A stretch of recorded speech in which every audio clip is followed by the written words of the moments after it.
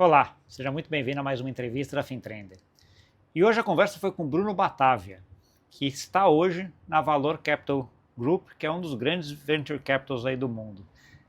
Mas ele nem sempre esteve lá, né? Ele já teve uma trajetória assim impressionante. Eu me surpreendi muito até de conhecer a história dele, né? Começou lá, fez direito, mas sempre viciado, vamos dizer assim, em computação desde pequeno.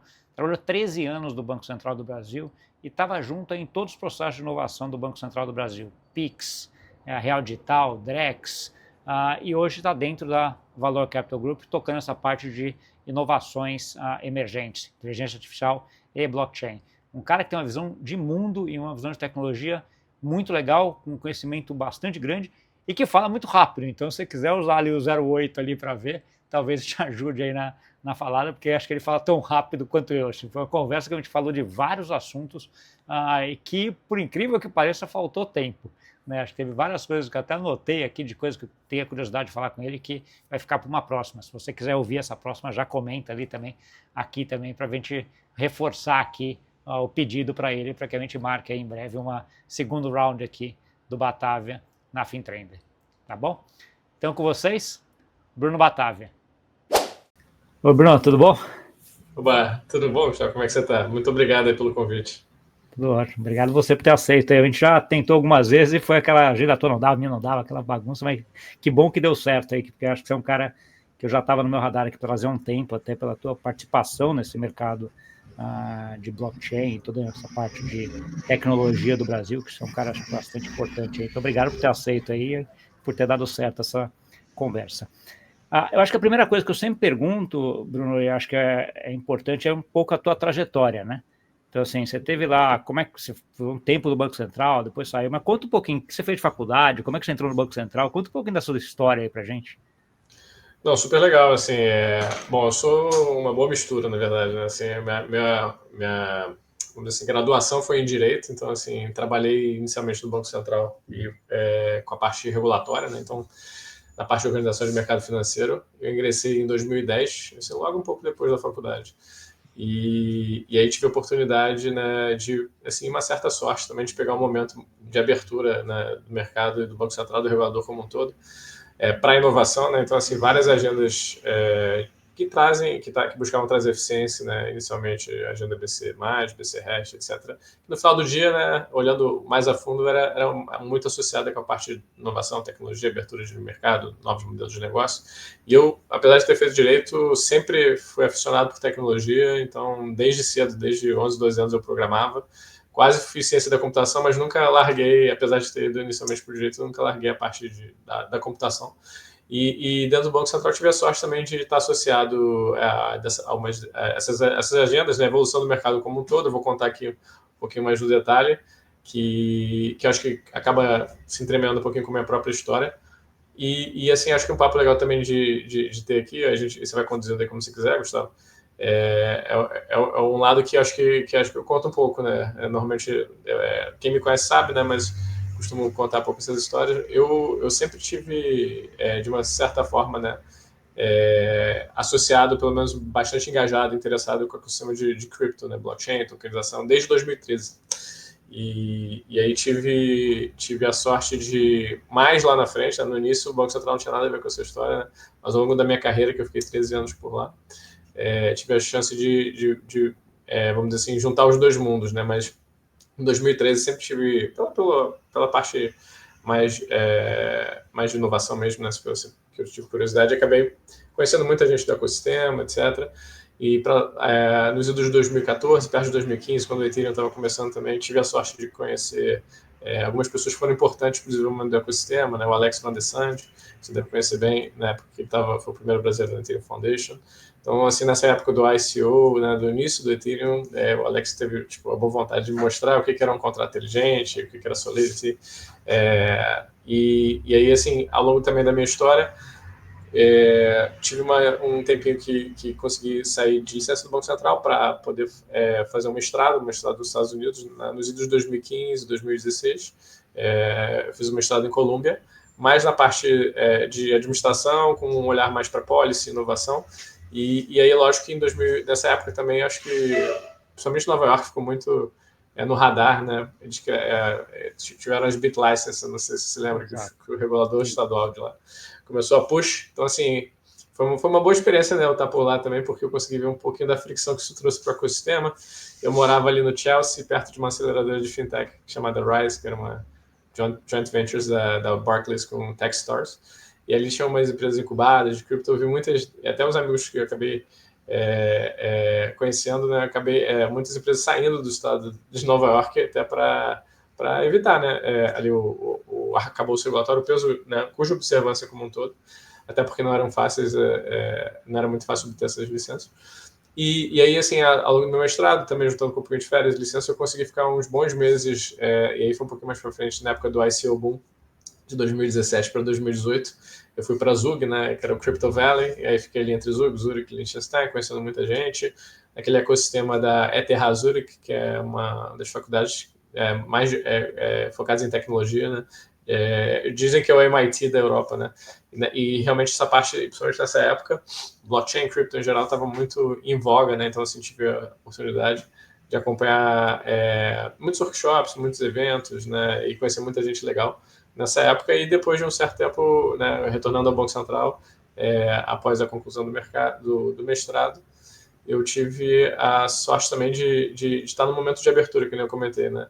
Era um momento que o pessoal estava aberto a entender, apesar do Banco Central na época não ser regulador, sempre teve essa curiosidade, porque bem ou mal, né, era um Bitcoin como um todo, né, era um novo sistema monetário, né, mas blockchain, olhando até Ethereum mais para frente, do ponto de vista da tecnologia em si, era uma grande oportunidade para entender, né, quais seriam as ferramentas, quais seriam os tipos de inovações e novos modelos de negócio que poderiam ser habilitados, e dentro do Banco Central, eu acho que era um momento muito de cabeça aberta mesmo, de conversar, de tentar entender, de conversar com o mercado em si, principalmente sobre novas tecnologias, e aí, assim, lá tive a chance de participar dos primeiros debates internos, né, fiz palestrei, ministrei algumas turmas sobre blockchain e crypto, acho que na 2017 para 2018, inclusive fora do Banco Central, mostrei essa tecnologia, dentro do Banco Central também.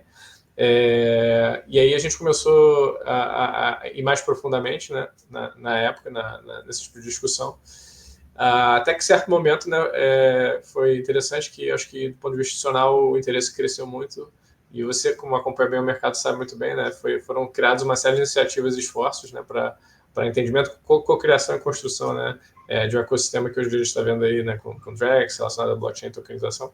Mas lá atrás ainda era muita pesquisa, experimentação, estudo. Então, assim, eu fiz muita interface também com organismos internacionais. Então, o início desse debate é interessante até recontar, né, para os que não conhecem, né, o bancos centrais, né, mais de 60 bancos centrais são associados a uma organização internacional chamada BIS, né, que é o Bank of International Settlement. E o BIS ele é um lugar, principalmente hoje em dia, que se fala muito de inovação. Alguns anos atrás eles criaram os BIS Innovation Hubs, etc. Se estuda muito, né, eles publicam muito sobre essa parte de blockchain e tokenização. E tecnologia emergente como um todo, e AI aplicada a finanças, é uma agenda muito forte do BIS hoje em dia. E os bancos centrais vão lá para realmente tentar harmonizar, né, padrões, entendimentos, etc. Tem vários projetos que são co-criações entre os reguladores e o BIS, dentro desse BIS Innovation Hubs. Mas lá atrás, né, no início em 2016, 17, 18, não era bem assim. E principalmente a parte de crypto, blockchain, acho que não tinha muito espaço. E curiosamente, assim, um dos primeiros organismos internacionais que abriram as portas para esse debate foi um chamado ITU, que eles chamam de International Telecommunication Union, né? Que basicamente é o regulador, né? Não o regulador, né? Mas assim, é a agência que padroniza a telecomunicação. Então, assim, empresas de telecom já todo mundo conhece, né? Bancos centrais menos, né? É menos óbvio, né? Grupos de trabalho, né, técnicos que envolvam reguladores financeiros, mas uma peculiaridade muito interessante na época, né? Se você se lembra, teve um certo momento que a África, né, os países africanos, começaram a leapfrog toda essa parte de infraestrutura de payments, né? Adquirência, cartão de crédito, etc. A M-Pesa é um dos principais aí, né? Que foi um dos primeiros Isso, que todo mundo conhece. Exato, mas assim, as empresas de telecom como um todo, né, Orange, assim, várias outras começaram a desenvolver soluções de money. Então, são as carteiras, né, de money, etc. Porque não tinha infraestrutura de cartão de pagamentos, né, local. Então, esse leapfrog, né, esse pulo geracional de tecnologia, foi interessante que ele foi conduzido principalmente pelas empresas de telecom. E aí, assim, nesse momento, dentro da ITU, eles estavam promovendo, né, propondo a criação de grupos de trabalho, né? O primeiro grupo de trabalho foi de Money, eles chegaram a convidar alguns bancos centrais. Desse grupo de trabalho de Money, eles criaram outro grupo de trabalho usavam o acrônimo, né, DFC, né, Digital Fiat Currency, porque na época a gente não tinha o acrônimo CBDC. E aí eu tive a chance de... Eu vou dizer que, só fazer um parênteses aqui, eu vou dizer que era melhor a gente voltar para esse daí do que pegar o CBDC hoje, né? Porque o CBDC tá com um nome horrível, né? Depois a gente pode falar um pouquinho sobre isso. A gente chega lá. Vamos chegar lá. Não, perfeito. Então, assim, na época, esse foi segundo grupo de trabalho, e aí foi um grupo que realmente vários bancos centrais engajaram. Eu tive a chance de participar e representar o Banco Central. E aí tinha o Banco Central da Suécia, tinha alguns bancos centrais da Noruega, tinha o Banco Central do Canadá, a Autoridade Monetária de Singapura, o Banco Central da Índia. Então, assim, alguns bancos centrais já estavam interessados e engajados no assunto, né?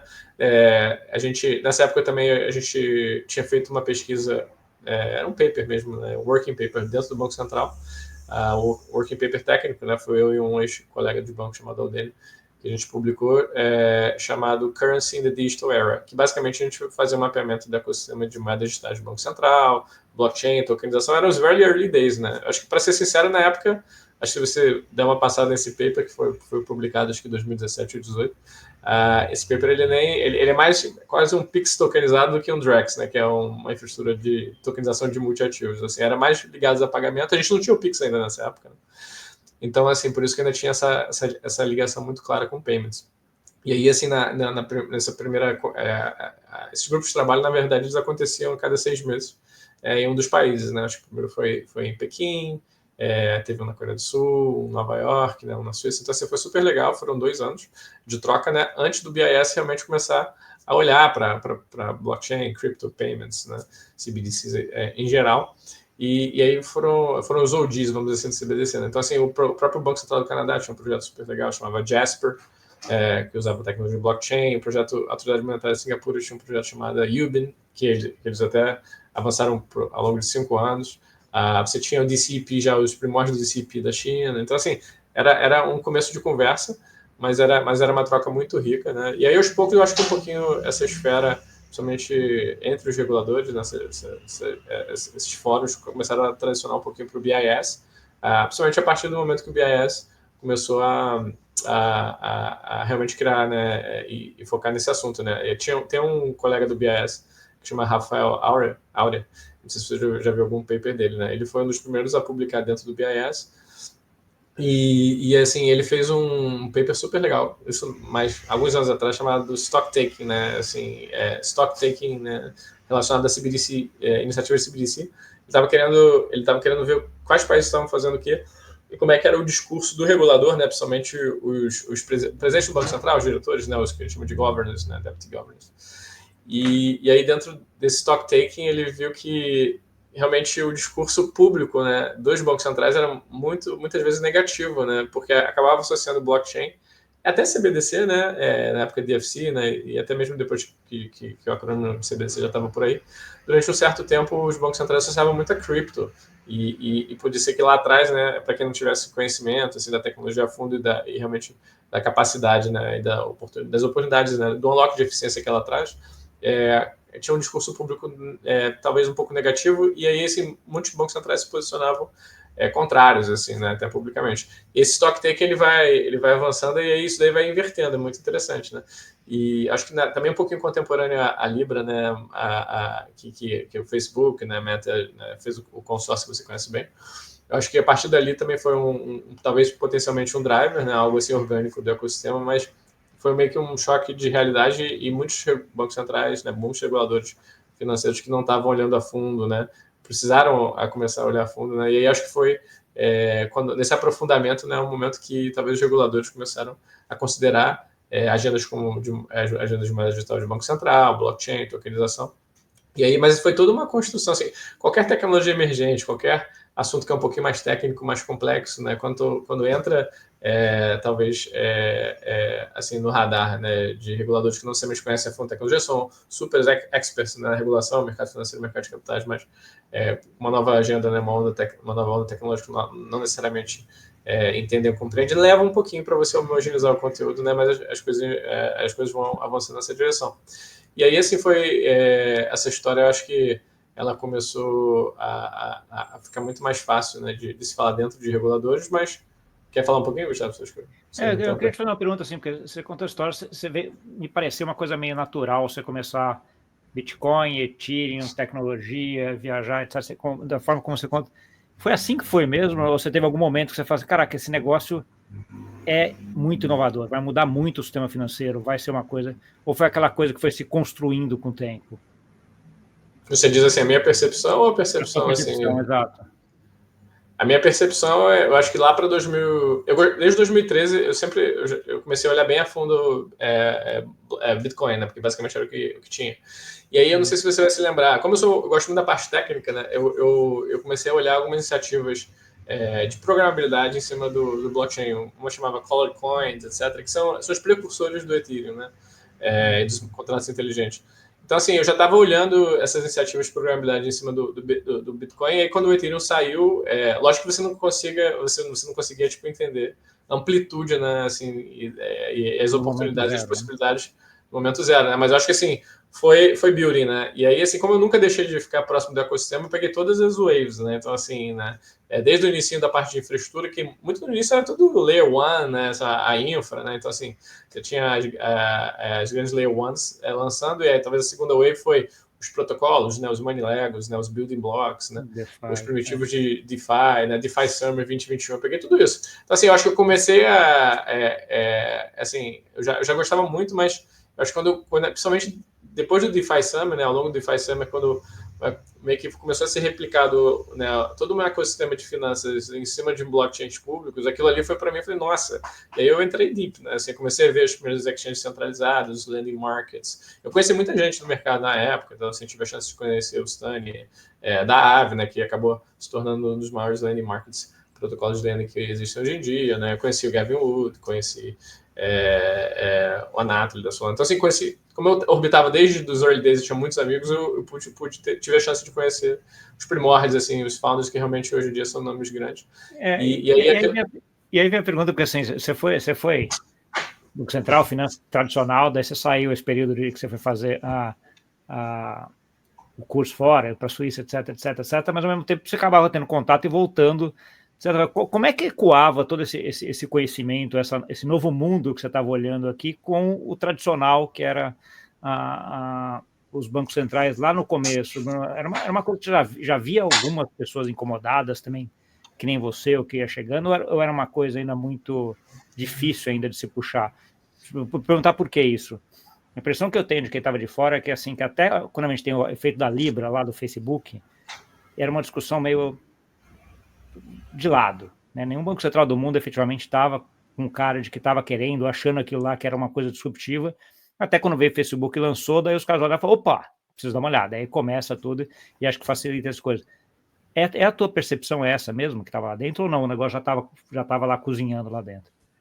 Não, como assim, eu sempre, desde 2016, 17, 18, eu já falava, assim, dentro dos reguladores, né, com os times, né, com as pessoas que realmente se interessavam pela tecnologia, sem dúvida, assim, cada um dos reguladores que já estava olhando, né, inclusive alguns deles já estavam até com alguns projetos, tinham pessoas interessadas, pessoas que conheciam mais a fundo, né, mas é sempre assim, quanto mais para trás você vai, era mais uma minoria, né. Hoje em dia o assunto de cripto, blockchain, tokenização é mainstream, mas imagina lá atrás, ainda mais dentro dos reguladores. Então, assim, tinha ficava questões um grupinho pequeno, preconceito.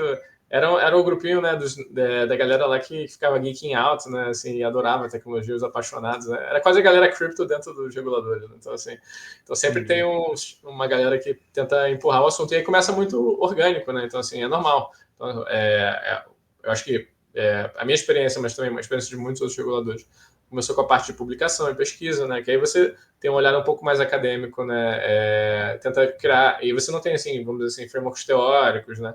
E aí é importante você disseminar também o assunto, né, no ecossistema de reguladores, bancos centrais, né? Reguladores de valores imobiliários, etc. Acho que publicações são sempre ricas, né? O BIS, né? E outros organismos internacionais fazem um super trabalho.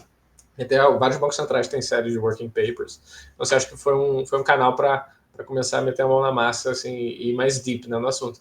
Mas aí depois, assim, quando você vai ficando confortável mais com o assunto e você tem um buy-in da tua organização, aqueles esforços são mais orgânicos, né, assim, que a gente chama de bottom-up, eles vão, assim, contaminando outras pessoas lá dentro da organização e aí você começa a ter um efeito de rede, você começa a institucionalizar os projetos. Né? Então, assim, acho que no BC, no Brasil, tiveram várias iniciativas que aos poucos já foram institucionalizando a agenda. Então, assim, desde de papers, né, tanto o que eu publiquei, né, de Currency Digital Era, quanto alguns papers de como você pensar o sistema de liquidação interbancária, né, o RTGS, né, o Real Time Gross Settlement System, que eles chamam, que é o nome genérico, migrando para um blockchain, né, um sistema de contingência. Então, assim, que tiveram publicações do departamento de TI. Então, assim, começou muito nos papers. Depois, grupo de trabalho, né, grupo de trabalho de moeda digital de Banco Central. Então, assim, foi um working group.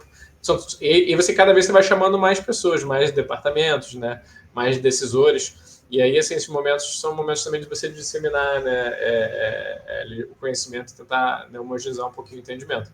E acho que foram importantes, né, demora, não é uma coisa rápida, então assim, você fica ali com um grupo de trabalho 1, 2 anos, e aí sente um certo conforto. E aí foi uma criação depois do grupo de trabalho, o Lift Challenge, que eu acho que foi uma primeira interface assim, direta com o mercado, no sentido de abrir, né, edital para poder chamar o mercado para engajar e propor, né, modelos de negócio. Então, assim, teve diversas iniciativas, né, consórcios, para trazer mais os casos de uso, né, mais os ativos, e até menos a tecnologia, né, a tecnologia foi uma oportunidade de testar vários.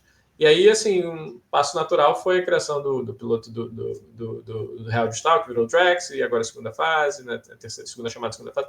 Então, assim, takes time. Outros fóruns também importantes que eu acho que foram grupos de trabalho de tokenização de ativos, que, assim, não é só você criar a infraestrutura, né, os Rails, aí você também tem que ter um arcabouço regulatório, criar um rulebook, uma série de padrões. E aí, assim, esses momentos são momentos interessantes, porque você, por exemplo, o grupo de trabalho de tokenização envolve o Banco Central, vários departamentos, CVM, chama mercado. Então, assim, são momentos de troca muito ricas. E o interessante, eu acho que da agenda de inovação como um todo, até fazendo um zoom out, né, saindo um pouquinho só da parte de tokenização, é uma agenda muito de cocriação com o mercado. Né? Acho que muito do êxito dessas agendas regulatórias aqui no Brasil e a criação do mercado de fintech, né, e hoje em dia de tokenização, vem um pouquinho dessa colaboração, né?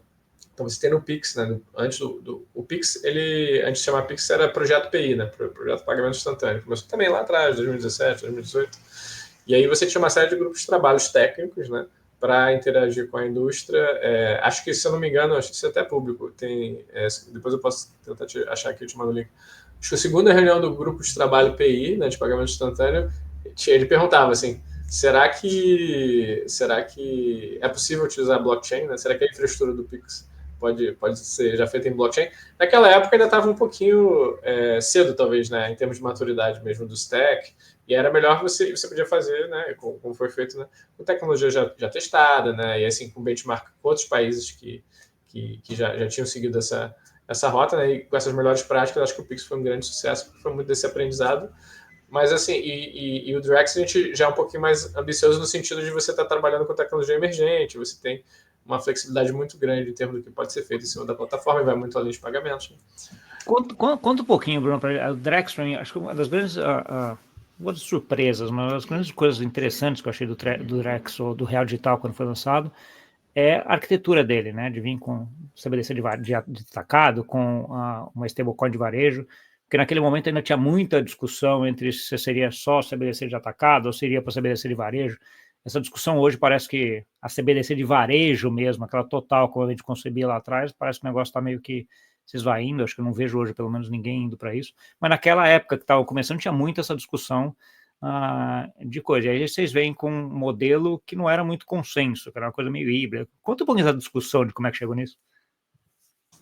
Não, super legal, é até uma discussão muito atual, né? Acho que o Executive Order nos Estados Unidos, né, de Digital Finance, ela fala um pouquinho até explicitamente, de questão de banimento de CBDC de varejo. Então, acho que eu vou aproveitar e já fazer um gancho, mas só dando um passo atrás até para ajudar a dar um pouquinho mais de contexto. Assim, eu particularmente vejo essas ondas de inovação de infraestrutura de mercado em 3 fases, né? Assim, lá atrás, você pensava muito, basicamente o que tinha eram os sistemas de interbancários, né? Os Wholesale Settlement Systems, né? Que são, no Brasil, o SPB, o STR, especificamente, né? E aí mas o nome desse sistema chama, internacionalmente conhecido como Real-Time Gross Settlement Systems. Então, na década de 80 até agora, essa primeira onda, né, dos bancos centrais, do mercado em si, do mercado bancário, de criar um rail, né, para liquidação, ela veio evoluindo. Assim, hoje em dia a gente tem entre 80% e 90% dos países, né, com esse tipo de infraestrutura, né, rodando. E aí tem uma segunda, isso é ligado a pagamentos, mas assim, na parte do atacado. Aí na parte de pagamentos ainda mais varejo, a gente teve a onda dos RTPs, né, ou Instant Payment Systems, né? RTPs que é real time, né? Que é o Pix, né, obviamente, mas a gente já teve vários outros. Você tem Code na SPI, México, você tem UPI na Índia, né, você tem o FAST em Singapura. Então, assim, já tinha alguns países que estavam começando a implementar desde 2010, né? O banco, daí acho que foi um bom aprendizado, né, no sentido de benchmark mesmo, né, do regulador, de olhar para tudo que foi feito e entender para onde que o mercado estava indo, quais são as oportunidades e os riscos, os desafios, etc. Então, assim, essa segunda onda de pagamentos instantâneos começou em 2010. Hoje em dia, a gente fez um mapeamento, mais ou menos uns 34% dos países já adotaram, estão adotando o Real-Time Payment Rails, né, como o Pix. E aí, assim, eu vejo muito uma terceira onda se formando agora, né? Que é a terceira onda que eu chamo de Blockchain-Based Settlement Systems, né? Que são sistemas de liquidação baseados em blockchain. O que a gente já vê hoje em dia em blockchains públicos, né? Mas muitas vezes atrelados às agendas que a gente chama de moeda digital de Banco Central, né? Então, assim, mas eu acho que tem uma grande confusão, é esse seu ponto, né, Gustavo? Quando a gente pensa em CBDC, a gente acaba botando tudo no mesmo basket, na mesma cesta, né? E aí, assim, você tem essa questão que você falou, né, do CBDC de varejo, CBDC de atacado, né? E aí, assim, se você olha para o Brasil bem mal, já tinha o Pix, né? Um sistema super bem sucedido. Você tem uma infraestrutura super bacana para a parte de pagamentos digitais de varejo. Você tem, inclusive, iniciação de pagamento nos trilhos de Open Finance, né? Você tem dados, tem assim, todo um ecossistema muito interessante para a inovação, para suportar a inovação. O que seria o next step?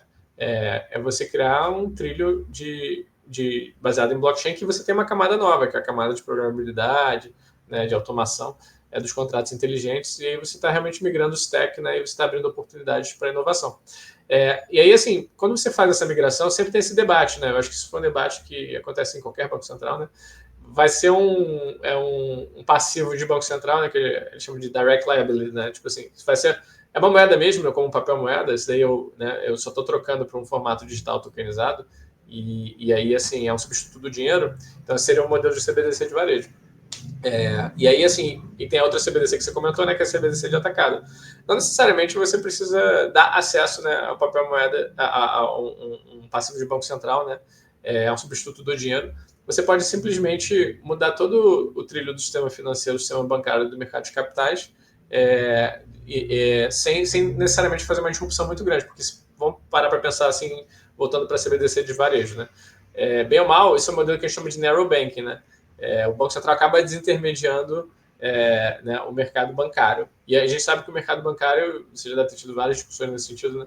Você tem a figura, né, do multiplicador bancário, né? Você tem uma moeda escritural, você tem criação de dinheiro, então você tem uma reserva, né, um capital regulatório prudencial que os bancos deixam lá paradinhos, mas ele pode criar moeda, né, através de empréstimos, etc. Por aí vai.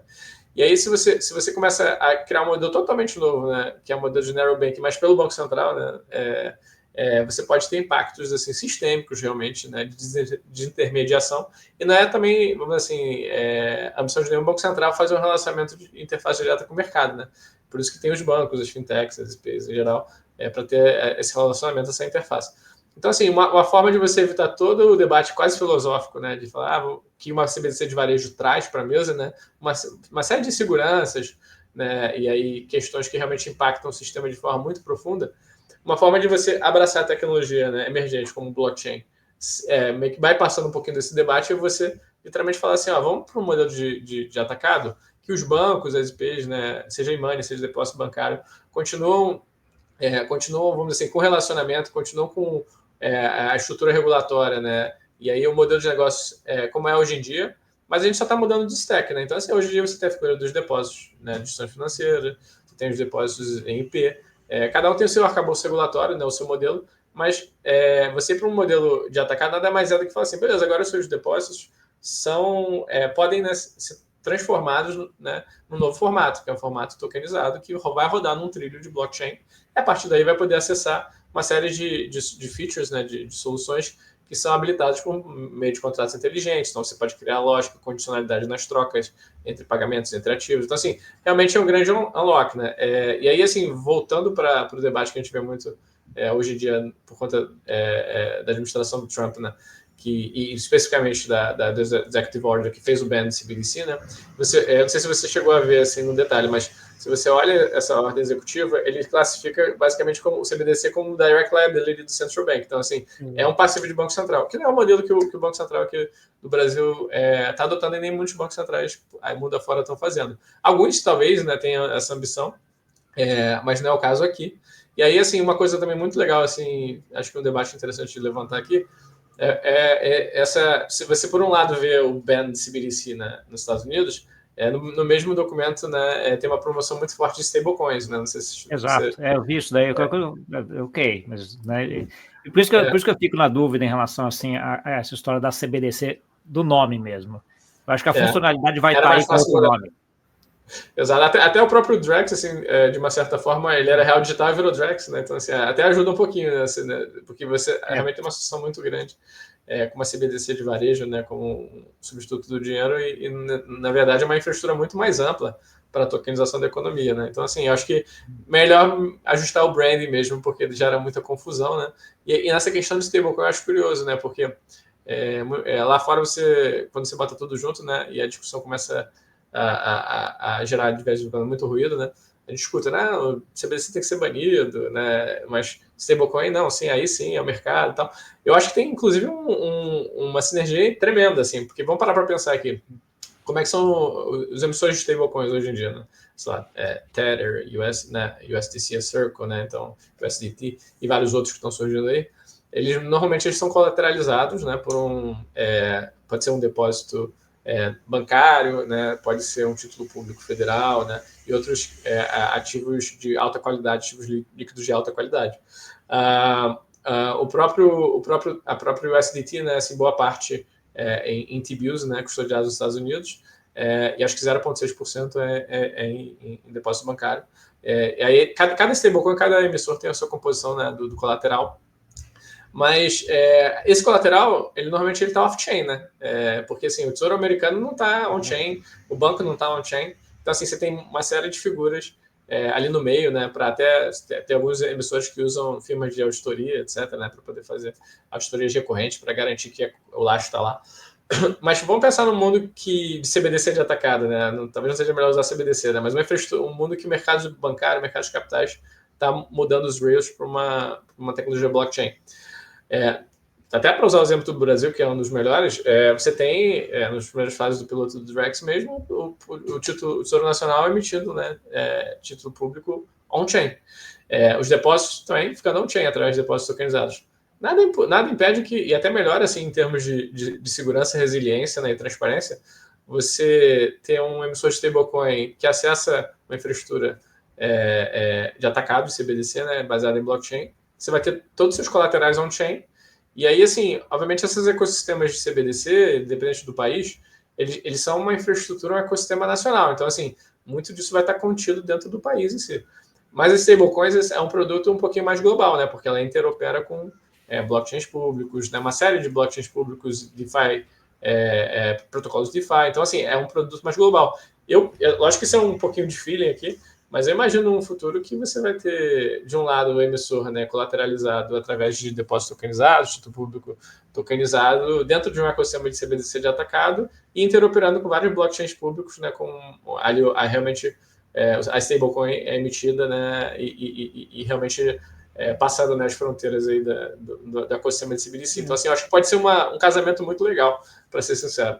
Sim, e aí você me traz dois pontos aqui, que eu queria ouvir um pouco a tua opinião. Primeiro, a stablecoin hoje é 100% colateralizado, né? Então, assim, ela não tem criação de moeda, vamos dizer assim, ela não faz essa função de banco, mas em tese, a partir do princípio que ela vai ser regulada e que a empresa que está emitindo a stablecoin, no caso, está sendo regulada, em algum momento não precisa ser 1 para 1, né? Ela pode ter menos colateral, vamos dizer assim, do que ela emite, ela começa a ter uma função de banco aí, nesse sentido, para frente. Essa é uma discussão, eu queria ouvir um pouco a tua opinião sobre ela. A outra discussão, Bruno, é sobre essas construções de redes públicas permissionárias, né? Então, o Drex, todos os bancos centrais já estão construindo essa infraestrutura, né? Isso vis-à-vis as redes públicas que já estão aí funcionando, operacionais e tudo. Como é que você vê essas duas discussões? Stablecoin como sendo um caminho para a gente ter aí criação de moeda para frente, criação mesmo de moeda para frente, e essa discussão entre redes públicas permissionárias e não permissionárias. Não, super legal. Não, acho que assim, a gente está vivendo um mundo que é só também aproveitando para dar um passo atrás aqui. Eu acho que no início, assim, do ecossistema de blockchain, ecossistema cripto em geral, a gente tinha poucas redes, né? As primeiras L1s, né? As primeiras Layer 1s. E aí, assim, ficou muito claro logo que o mundo é multi-network, né? Então, assim, a gente vai ter uma série de redes. Assim, fazendo um paralelo, né? Hoje em dia a gente tem talvez uma oportunidade até de acelerar, pode ser um pouquinho contraintuitivo, tá? Mas de até acelerar todo o ecossistema de blockchain público e agenda de tokenização como um todo, através de gatilhos regulatórios ou de infraestruturas públicas digitais que vários bancos centrais estão implementando, né? Então, assim, pensa que mercados regulados, como o mercado financeiro em geral, bancário, mercado de capitais, eles dependem muito de uma clareza regulatória, de um conforto do regulador também para eles poderem se mover numa certa direção. Você ter bancos centrais que estão promovendo essa nova tecnologia, né? Que estão criando novos trilhos, né? Que a gente chama de infraestrutura pública digital, como é o Pix, né? Agora é o Drex, né? Baseados nessa nova tecnologia e novos arcabouços regulatórios para tokenização, para stablecoins, para criptoativos, isso daí é uma oportunidade tremenda, assim, como até pensando com cabeça um pouquinho de VC, né? Em geral, normalmente quando você está investindo em inovação, dependendo do setor, né, você tem que a gente chama de tailwinds regulatórios, né, e novos rails, né, e movimentos assim que são importantes para o ecossistema, vamos dizer assim, surgir, né? Então, assim, mercados como bancário, dificilmente os bancos estariam confortáveis de mover assim, de forma acelerada se você não tem um país, né, que o regulador realmente está patrocinando esse movimento, né? Inclusive está abraçando e até provocando de uma certa forma, né, e coordenando o setor como um todo, né? Então, assim, eu vejo que acaba, de uma certa forma, acelerando a absorção na implementação de inovações, de modelos de negócio e soluções com base nesse tech novo. Mas, e também, em paralelo, eu não tenho dúvida de que o mundo, né, no futuro próximo, é um mundo que essas infraestruturas, esses trilhos se comunicam, né? Então, assim, como o próprio BC, né, e alguns outros BCs falam que se inspiram em finanças descentralizadas, né, em DeFi e Public Blockchains, eu acho que tem uma simbiose tremenda, porque até um elemento muito curioso que a gente fala, a gente sempre pensa em interoperabilidade, né, como é que liga, né, sei lá, o Drex ou uma CBDC de qualquer outro país num blockchain público, né, seja um Ethereum, uma Layer 2, AppChain, Solana, qualquer uma dessas redes aí. Mas muitas vezes, acho que um ponto que acho que é pouco falado é que diversos bancos centrais estão adotando o padrão de blockchain que os blockchains públicos já adotam, né? Então, assim, no Brasil e em vários outros projetos, né, não só de bancos centrais, mas de bancos globais, tem se visto muita adoção do padrão EVM, né, que é Ethereum Virtual Machine, né? Então, essa compatibilidade com o EVM, ele, de uma certa forma, eu penso, pelo menos, que é uma forma de interoperabilidade, porque vamos pensar que a inovação em blockchain público, né, que a gente chama de permissionless innovation, qualquer um pode ir lá, criar um contrato inteligente, fazer o deploy e rodar lá um protocolo, né, emitir ativos, por aí vai. Você não precisa pedir permissão, você simplesmente implementa. Então, esse tipo de ecossistema, lógico que tem uma série de riscos, porque você não é um ecossistema supervisionado e regulado, mas ao mesmo tempo o pace, né, o ritmo da inovação é tremendo, porque e a gente vê, né? Então, assim, você tem ali, né, um ciclo de inovação fantástico, super acelerado. Quando você está usando, e aí agora por outro lado, né, quando você está olhando algum país que está implementando, né, uma CBDC de atacado, né, uma infraestrutura de tokenização que é EVM compatible, normalmente a inovação em blockchains públicos em geral, é uma inovação open source, né? Você tem muita transparência, muita visibilidade. Então, assim, todos os building blocks, né, todas as ferramentas, seja infraestrutura de wallet, né, seja exchange centralizada, assim, aplicação, né, e aí esse modelo de negócio, tudo que tem nesse ecossistema público, em tese, pode ser, vamos dizer assim, colhido de uma certa forma, né, e implementado nesses trilhos, porque o padrão é o mesmo. Então, assim, eu acho que isso é uma dimensão de interoperabilidade que é pouco explorada, mas eu acho que é muito poderosa, porque aumenta muito e você consegue piggyback, de uma certa forma, né, o ritmo de inovação dessas infraestruturas domésticas, né? Porque, assim, muitas vezes a gente, talvez você se lembre, né, Gustavo? lá atrás, quando a gente olhava várias grandes empresas criando redes permissionadas de blockchain, aquilo ali não funcionava, né? Porque ali era um ecossistema oscilado, você tinha um consórcio de 3, 4 pessoas, normalmente eram competidores, aí tinha questões de governança que não rodavam, e aí era muito fechado. Aí, uma outra dimensão de redes permissionadas, num certo sentido, são esses country level networks, que aí é diferente, é o país inteiro rodando esse trilho. É uma outra dimensão e você não tem esse silo, né? Diga-se de passagem no próprio Pix, né? Que você tem o ecossistema de pagamento aberto, open loop, para um país, né? Mas está todo mundo dentro de uma rede em tese permissionada, né? Que é regulada, você tem framework, tem padrões em comum, mas você tem um efeito de rede tremendo. Aí, essa eu diria que vai ser uma segunda fase de redes permissionadas, né? Que realmente atendem o país inteiro. Mas aí, melhor ainda, é que essas redes permissionadas, elas têm, com certeza, a ambição de interoperar com blockchains públicos, né? Eu acho que, assim, você deve ter visto, ao longo de todos os projetos do BC do Brasil, mas também de outros bancos centrais, outros reguladores, o engajamento de nomes, assim, do lado mais cripto, assim, né? Da indústria, né? Então, assim, e isso aqui no Brasil, desde o Lift Challenge, né? Então, você tem Aave, Polygon, Fireblocks, Consensus, né? Você tem vários, assim, Stellar. Então, assim, você tem já nomes. E aí, obviamente, nas próximas fases, cada vez mais isso tende a aumentar.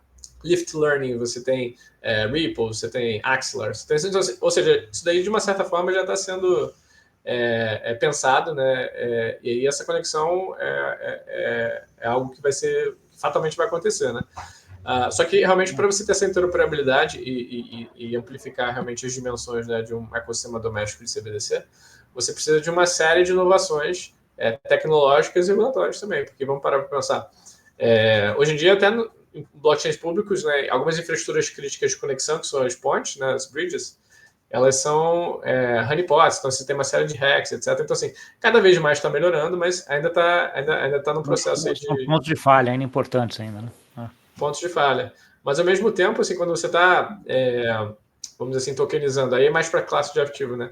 Um ativo que é o valor imobiliário, um ativo financeiro, né? Algo que é um pouquinho mais regulado, e isso já está acontecendo em blockchains públicos, né? Você olha lá a BlackRock tokenizando, né? O Beetle Money Market Fund, você tem Franklin Templeton, né? Tokenizando T-Bills, né? Até o UBS com o UMint, agora um outro Money Market Fund. Normalmente eles distribuem, né? Eles fazem essa tokenização e distribuição em redes públicas, mas o ecossistema que está, assim, o marketplace, né, desse tipo de produto, é um marketplace fechado, né?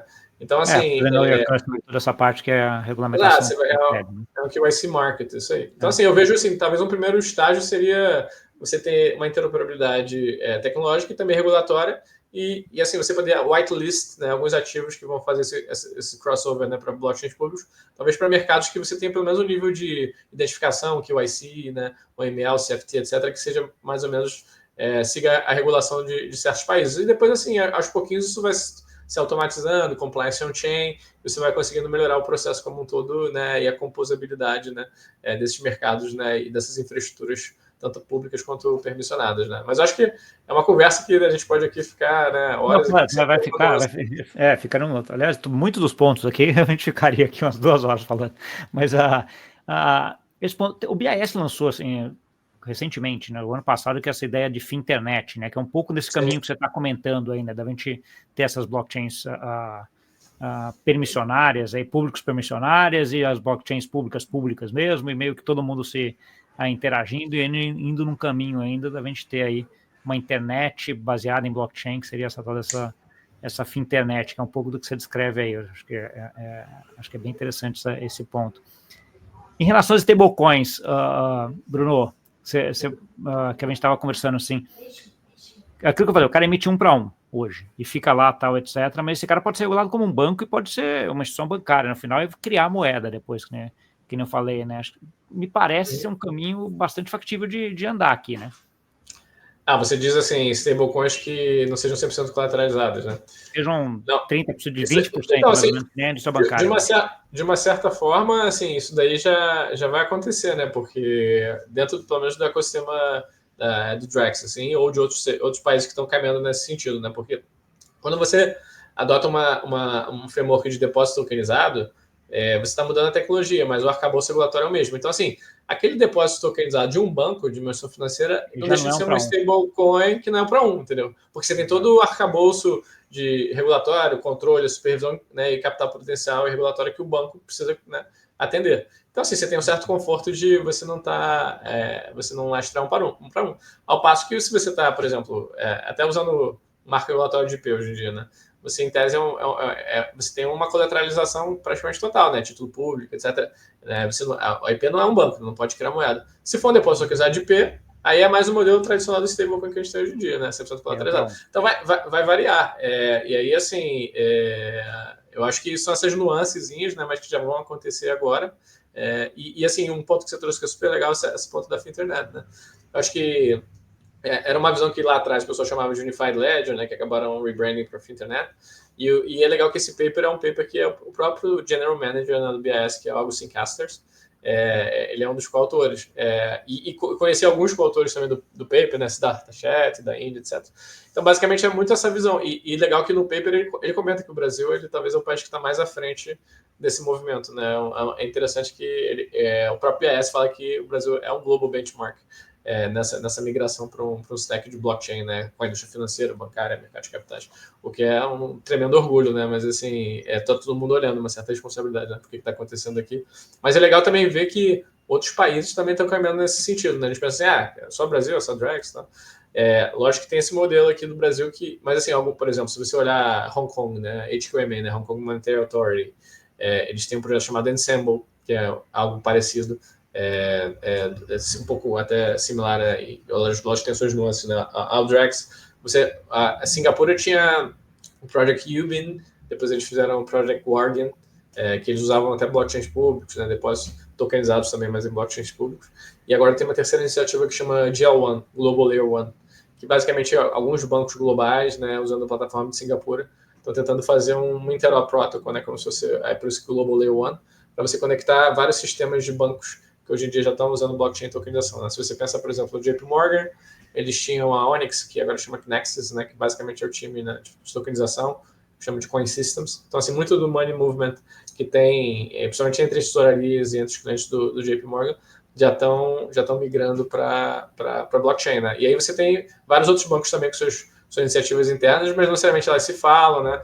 E aí, assim, se tem uma Global Layer 1 para você interoperar, pode ser importante, mas nesse sentido, e até uma das outras dimensões que acho que a gente não falou aqui, né, que você está falando, tem os blockchains públicos, né, você tem os permissionados, CBDCs, etc.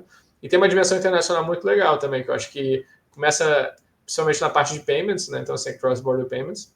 Vamos parar para pensar que é um dos ecossistemas com maior fricção, sendo tanto de experiência de usuário, né, então assim, demora de vez em quando, dependendo da moeda e do corredor, dias para liquidar, custos, ainda é um problema. Câmbio. Não, então assim, e assim, é um problema que todo mundo sabe que é um problema, né? Então, no G20 de 2020, criaram uma iniciativa, né, que era de Enhanced Cross-Border Payments. E aí tinha uma série, sei lá, mais de 10 iniciativas. Uma das iniciativas era CBDC, outras stablecoins, tecnologia blockchain. Então, assim, acho que derivado dessa iniciativa que juntava BIS, FMI, bancos centrais, né, outros organismos internacionais, e tinha um action plan mesmo mapeado, a gente começou a ver pipocar alguns projetos, até alguns negócios. E é assim, legal ver também que tem vários projetos colaborativos entre bancos centrais, né? Então você tem Enbridge, né? Mais para a parte da Ásia, você tem o Agora, com vários bancos centrais, inclusive o Fed, né? Que participam, né? Você tem o próprio Yubi, que virou agora uma empresa chamada Partio. Então, assim, eu acho que até os cross-border rails estão pensando em como eles podem, vamos dizer assim, ser mais eficientes através de tecnologia blockchain. E é um mercado enorme, né? Acho que poucas pessoas sabem, mas agora com uma visão de atacado.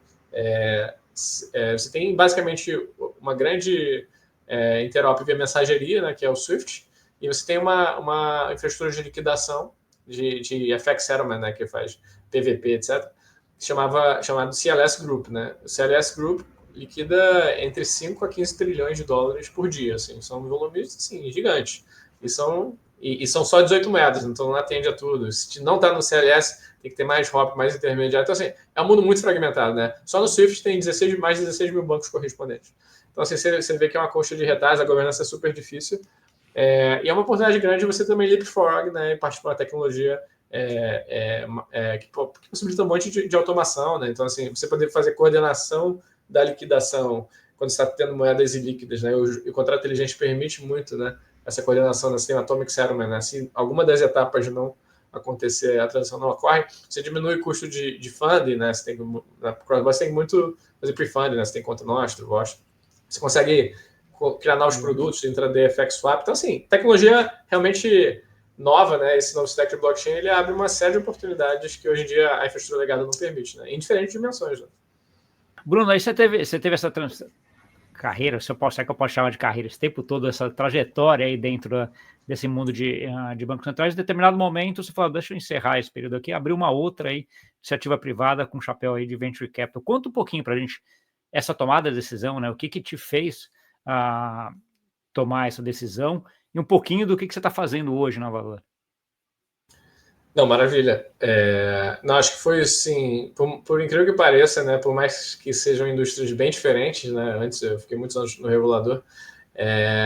A transição está sendo até mais rápida do que eu imaginei, porque de uma certa forma eu sempre, pelo menos nos bons últimos anos, aí 6, 7, 8 anos de Banco Central, estava muito ligado à agenda de inovação, né? Então, assim, participei da construção de várias plataformas, né? Lift Challenge do Real Digital, eu participei do Executivo Construção Zero, piloto. Então, assim, engajava muito com o mercado. E também, pessoalmente, eu sempre fui muito ligado à inovação, à tecnologia. Então, assim, eu sempre tive muito de olho, sempre falei muito com o ecossistema, sempre fui muito curioso. E acaba que, ao longo dos anos, você vai conhecendo, né, muitas pessoas, muitos modelos de negócio, muitas oportunidades. E aí, assim, a indústria de VC é uma indústria interessante, né, porque, bem ou mal, assim, se você vai para uma instituição A, B ou C, pode ser incrível a sua jornada, né, mas você fica casado com aquela instituição. E a indústria de VC é uma indústria muito colaborativa. Na verdade, você fala com o ecossistema. Eu, como acho que regulador, eu gostava muito dessa dinâmica de falar com o ecossistema. E quando você é VC, você também continua uma dinâmica um pouquinho semelhante, né? É outra pegada, né? O estilo que você vai investir em empresa, etc. Mas você precisa estar realmente transitando e olhando tudo, né? Desde tendências, né? E falando com todo mundo. Então, assim, acho que isso daí foi super legal. E a indústria bem ou mal é uma indústria colaborativa, né? Você, normalmente, quando você vai fazer um round, vai investir, você normalmente co-investe com outros fundos. Então, assim, é uma indústria menos competitiva e mais colaborativa. Vou falar que dependendo do round, que é um pouquinho mais disputado, né? Você tem um pouquinho de cotoveladas, etc, né? Mas, assim, em geral, você tem muita troca entre os fundos, né? No nível global mesmo. Então, assim, tem sido um rico aprendizado, essa experiência muito legal. E aí, assim, eu fui trabalhar na Valor, né? Posso contar um pouquinho aqui da Valor, como diretor de tecnologia emergente, né? Basicamente, na Valor você tem algumas verticais, né? Tipo, são normais em outros VCs, né? Você tem fintech, você tem marketplaces, né? E você tem a minha área que a gente junta tecnologia emergente e software, né? E aí, assim, eu cuido dessas duas partes, né, do negócio. E a parte de tecnologia emergente é deep tech mesmo, né? Assim, literalmente AI, blockchain, quantum computing, tudo que é bem assim geek, né? Assim, os nuts and bolts, né? Entrando no detalhe, um modelo de negócio, né? Uma tese muito fora da caixa, cai assim no nosso colo, né? E aí, assim, lógico que eu já era bem, assim, tinha uma certa profundidade na parte de blockchain, cripto, tokenização geral, muitos anos na indústria, até antes, né, de ter a oportunidade de trabalhar com isso no Banco Central, então, assim, desde 2013 mesmo. O que, de certa forma, eu consigo navegar bem nessa agenda, mas acho que tem sido um aprendizado incrível. Lógico que eu estava olhando, né, mas agora, assim, como todo mundo, né, tá a velocidade na parte de AI, assim, acho que a velocidade de inovação tem sido incrível. Como qualquer VC, né, que olha a tecnologia, né, você não pode deixar de olhar esse segmento, né? Então, assim, eu tenho olhado bastante AI. Gosto muito do overlap, inclusive, de blockchain com AI, né? Talvez você tenha acompanhado, né? Mas se você pensa que, e aí só fazer um parênteses aqui, você pensa que blockchain, né? Você tem essa automação, né? A programabilidade na camada dos contratos, né? A componibilidade de serviço, né? Então, assim, os efeitos de rede. Você botar um layer em cima de AI, principalmente um layer de agentes, né? Então, assim, você traz uma outra camada de automação e inovação mesmo, né? Porque muita coisa acontece on-chain no blockchain, mas tem muita coisa, tanto de dados quanto ações, que é off-chain, que vai precisar interoperar com o sistema de terceiro, ou vai precisar fazer alguma ação, né, que não vai ser na camada do contrato inteligente. Então, assim, você botar essas duas tecnologias juntas, eu acho que é incrível, né? E você deve estar acompanhando, né? Mas a gente está, acho que, caminhando para uma sociedade que vai ser, não só em fintech, né, mas em qualquer indústria, muito dependente de AI, principalmente na parte de agentes, né? Então, assim, no futuro eu penso assim, para payments, né? Essa dimensão de agent-to-agent payments, né? você vai pedir para ele fazer algum pagamento para comprar algum item, de vez em quando ele vai interoperar, orquestrar com outro agente de terceiro, né? É uma nova camada de software, né? Então, assim, esse agent-to-agent payment eu acho que é incrível. Não necessariamente os bancos, né, as instituições financeiras globais vão se mover rapidamente no sentido de poder integrar e deixar que um agente, né, tenha um mandato de pagar por você, né, e poder fazer uma série de atividades financeiras ou investimentos. Então, assim, isso pode demorar muito. Mas o curioso é você perceber que no ecossistema de blockchain público isso já está acontecendo e muito rápido, né? Então, assim, muito mais fácil você dar uma wallet para um agente autônomo de AI e ele vai fazendo isso. Não, até porque nessas redes públicas de blockchain que você usa, eu uso também, o operacional é uma dor incrível, né? É muito ruim. A experiência né? do usuário. Então, assim, pô, tem que ir lá, eu quero sair da Solana para ir para Ethereum, para ir para Arbitrum. Cara, se tiver um agente que fica fácil, ele se vira lá para trocar o Sol por Ethereum, por Sol, sei lá, e resolveu e acabou, pronto, né? Então, assim, tem muitas dores que ele ajuda aqui, né? Nesse sentido, e acho que você tocou num ponto que acho que é super importante, que essa união das tecnologias é o que faz a disrupção ser exponencial, no final das contas, né? Então, assim, as duas já são tecnologias muito potentes, mas agora que você une as duas, aí o negócio anda que é uma maravilha. Mas conta um pouquinho mais desse teu dia a dia hoje, Bruno. Então, assim, você tem, sei lá, um fundo, captou um fundo de venture capital que vai alocar durante tanto tempo, e aí você tem que achar as iniciativas. Conta. Não, maravilha. Então, assim, só também dando um passo atrás, a Valor Capital, né, que a gente chama, ou Valor aqui no Brasil, é um fundo baseado nos Estados Unidos. Eu acho que o nome foi um pouquinho mais o português ou inglês, aí depende de como é que é o sotaque. Mas funciona nos dois, né? Isso o que é ótimo. Mas assim, esse fundo de venture capital é um fundo baseado nos Estados Unidos, né? Fundado por americanos. Mas um dos fundadores foi um ex-embaixador dos Estados Unidos, tanto na Holanda quanto no Brasil, o Cliff, né? E aí ele era um investidor serial, vamos dizer assim, né? Que já tinha feito uma série de saídas, né? Até um IPO, né? Investiu, né? Quer dizer, né? Inovou na parte de Voice over IP antes da bolha.com, né? Inclusive abriu capital assim num time perfeito. Então, assim, era um empreendedor que acabou indo depois do final de carreira para a parte pública, né? E teve essa carreira como embaixador dos Estados Unidos. Quando ele veio para o Brasil, como ele já trabalhava com tecnologia desde a década de 90, vamos dizer assim, até um pouquinho antes, ele viu boa parte da formação da indústria de venture capital lá fora, né? Ele percebeu que a América Latina como um todo e mercados emergentes realmente o capital era bastante escasso, você não tinha uma indústria, né? E assim, e bem ou mal, assim, você ter uma indústria de VC é super importante para você realmente fomentar a inovação assim de ponta, né? E aí assim, acho que começou a jornada dele, né, do filho do Scott, e vieram outros sócios ao longo do caminho que foram agregando bastante, né, para o VC. Antoine, que era o ACO da Google, ele tocava nos mercados emergentes, então ele cobria a América Latina e Ásia. Na época a Google ainda juntava esses dois mercados, então assim, há algum tempo atrás.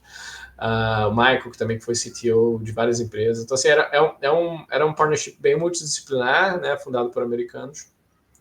Mais recentemente, novos founders, né, novos sócios, né, como o Carlos, que é um brasileiro assim, que foca principalmente na parte de fintech, e putz, super deep, genial. A gente tem o Paulo Passoni, que foi o managing partner do SoftBank da América Latina.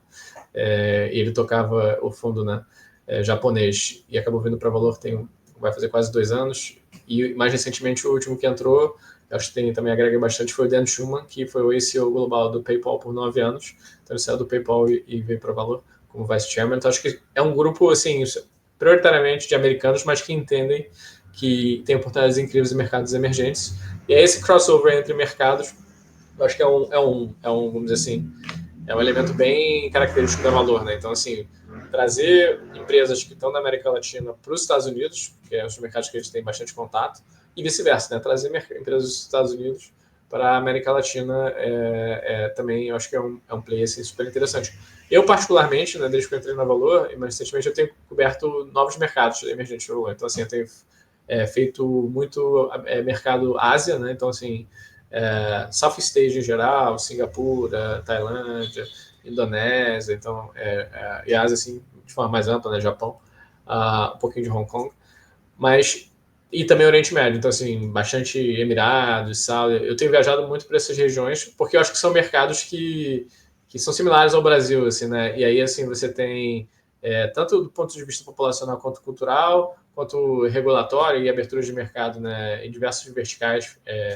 E eu acho que tem um momento muito, muito, muito interessante para você começar a explorar esses mercados e ampliar essa tese de cross-border, né? Eu acho que assim, também a Valor é um fundo generalista, então assim, ele não investe só em A, B e C, ele investe em todas as indústrias. Então você vai ver desde clima, software, marketplace, fintech, teses assim, dos mais variados tipos, né? E é um fundo que já está há muitos anos no mercado, né? Foi um dos primeiros fundos de VC, é um dos top 3 fundos da América Latina. Pelo menos que assim, é um US base, mas que olha a América Latina com mais carinho. E aí, assim, acho que tem feito um trabalho incrível, né? Foram 6 fundos no total, 4 fundos de early stage e 2 fundos de growth, na parte mais de venture mesmo, que eu diria que é investimento assim, iniciais, né? Quando a empresa está começando seed, né? Até série A, e depois no growth mais assim, série B até o pre-IPO. Então, assim, ele tem um range bem grande. Então, mas aí, voltando um pouquinho na minha experiência, tem sido incrível, assim, porque não só, lógico que a América Latina é o lugar que eu navego melhor, mas assim, ter também a chance de explorar mercados super avançados como os Estados Unidos, né? E aí você tem que estar lá, não tem jeito, né? Tem que ir no Vale, mas também outros novos mercados emergentes que estão caminhando, né? Para algo próximo, até com tecnologia de blockchain, né? Como o Brasil, como a Ásia e o Oriente Médio tem sido assim muito interessante. E eu acho que o resumo da experiência é que inovação é global, né? Então assim, você tem empresas que podem nascer num país pequeno que realmente se internacionalizam, né? Então, por isso que a gente tem que ter um olhar mais global para a inovação. Mas, lógico que a gente tem a nossa expertise, nossa rede, né, em algumas regiões mais definidas, né? Mas eu acho que a gente chegou, pelo menos eu entrei numa fase que a Valor estava começando a virar um fundo até mais global, lógico que com um foco muito claro, muito na América Latina ainda, abrindo escritórios no México também, além de Brasil, Estados Unidos, né? E aí talvez no futuro Oriente Médio e Ásia, mas assim, é um momento de expansão que eu pego, né? Então, assim, nesse sentido, assim, eu acho que eu fui muito feliz em relação à time e a oportunidade de poder abrir esses mercados, assim, a experiência tem sido bem rica mesmo. Tá bom. Acho que uma pergunta mais prática aqui, assim, sei lá, para quem está nos ouvindo, que tem lá uma iniciativa, ou que tem alguma coisa para acessar vocês, você tem um ticket médio, um ticket máximo, como é que vocês fazem esse filtro? Vale a pessoa contactar você ou alguém aí ou não? Vocês só vão por alguma outra forma de captação? Como é que funciona isso, Bruno? Não, com certeza. Assim, VC, normalmente eles têm, algumas fundos de venture capital têm focos em segmentos específicos, né? Então você tem algumas fundos que são bem early stage, então vai ser assim, bem pre-seed, seed.